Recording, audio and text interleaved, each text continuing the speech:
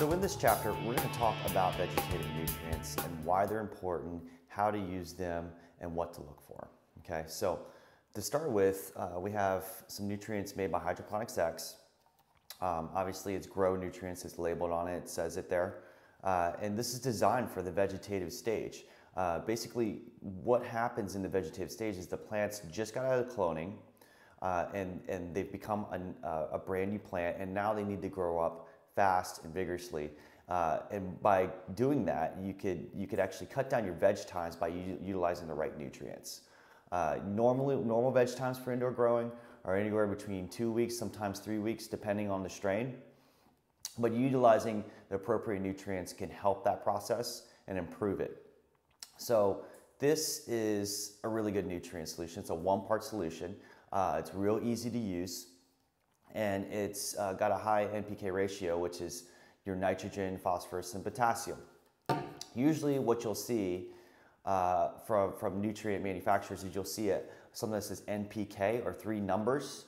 Those 3 numbers represent the nitrogen, phosphorus, potassium ratio. So this, which you can obviously see here, that's that number I was just talking to you about. But this right here is a 2-part solution made by Advanced Nutrients. It's called Sensi Grow. It's a really good nutrient solution also, very popular. And the reason why it's 2 parts is because it's scalable. You're able to add more to be able to get more improvement in certain areas when it comes to your vegetative growth. Instead of just having a 1-part solution that you slowly increase. So one thing you want to do when you're using any type of nutrients is you want to use a little bit less than what the manufacturer says.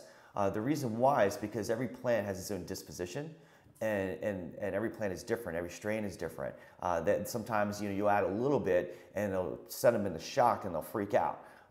Or some plants actually have a lot of resilience against it. So you want to be careful about that. So I just use a little bit less than what the manufacturer says and slowly ramp that up as you go along. And the plant will get adjusted to it.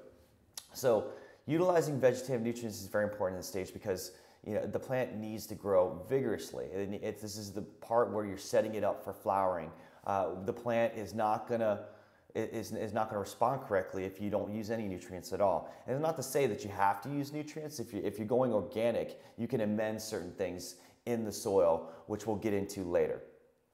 But for now, we're just going to talk about these types of nutrients, and we're going to show you how to use them. So basically, I have some water here, and let's just say I'm going to feed my plants some nutrient solution. Now these things are strong. It's a very strong nutrient solution, so you want to be careful about how much you put in there. Of course, first we're going to pH the solution, but after we pH the solution, we add the nutrients to it, and we're going to add just a tad bit and see the difference here. So right now, it is, say 8.4, which is way too high. But we're going to add some and see what it does. See, now it's pulling the pH down, which all nutrient solutions do. Now it's at 7.4, which pulled it down a whole measure. So you got to be careful about adding nutrient solution. You want to make sure that you add your nutrient solution first, then you add your pH, because you may have to go back up. What if you add too much? What if you add too little? You may have to go back up and change that. Now let's see what happens when we add the other one to it, which is part B.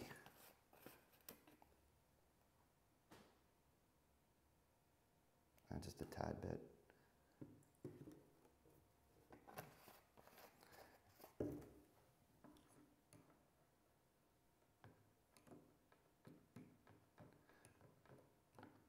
Now see, right now I'm at 7.2.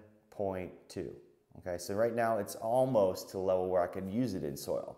Now I just need to add just a little bit of pH down to this, and I have a perfect pH for the soil and for the plant or for the medium or whatever you're using. So you always want to just make sure that you add your nutrient solution first to your water before you add your pH to make sure you can level it out properly. Because sometimes these nutrients, they already have pH buffers in it that stabilize the pH and pulls it down from what the normal water pH is.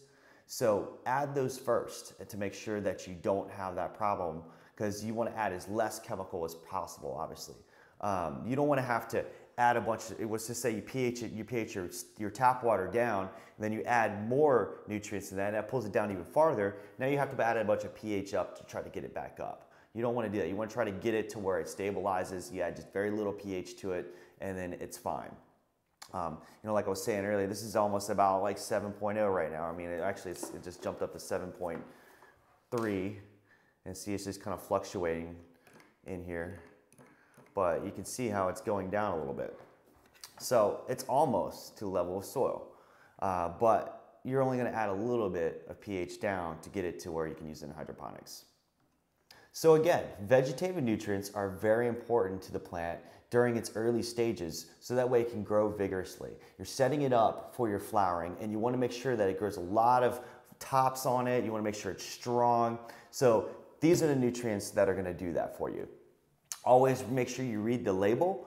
It's going to tell you all the important information that you need to understand when applying vegetative nutrients. Always make sure that you read this number here, so that way you understand exactly what's in the nutrient solution itself. And make sure that you always use just a little bit less in your first or second feeding for the plant, and slowly upgrade that as you go along. As far as a parts per million rating goes, I would say start at 900 parts per million, and then slowly increase it up to 1500 parts per million right before the flowering phase. So that makes sure you get enough vigorous growth out of it, and they look healthy, green, and lush. So that wraps it up for our vegetative nutrients chapter, and I'll see you in the next one.